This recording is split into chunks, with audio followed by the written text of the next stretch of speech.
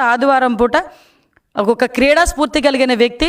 అటువంటి క్రీడా స్ఫూర్తి ఉంది కాబట్టే ఈరోజు ఉమెన్ క్రికెటర్స్ ప్రపంచ స్థాయిలో వరల్డ్ కప్ సాధిస్తే వాళ్ళని తీసుకొని ఇంటికి తీసుకొచ్చి ఈరోజు ఎప్పుడూ లేని విధంగా వాళ్ళని సత్కరించుకున్నాం.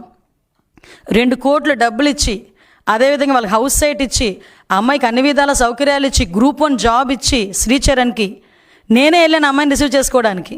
3 మంత్రులు వెళ్ళిన రిసీవ్ చేసుకోవడానికి ఆ అమ్మాయిని. అంటే ఒక క్రీడా స్ఫూర్తిని పెంపొందించడానికి ఒక క్రీడా స్ఫూర్తి కలిగిన వ్యక్తి ఆయన సొంత డబ్బులు తీసుకొని ఆయన సొంత డబ్బులు పెట్టుకొని ఫ్లైట్ టికెట్ కొనుక్కొని వెళ్తే నీకేంటి నొప్పి? అంటే నీకు ఆ అవకాశం రావట్లేదనా? రాదు. ఇందాకే మా పయ్యవల కేశవ్ గారు ఒక మంచి స్లోగన్ ఇచ్చారు. నిజంగా ఎట్టి పరిస్థితుల్లోనూ నువ్వు తిరిగి అధికారంలోకి వస్తావన్న ఆలోచన కూడా వద్దు అని.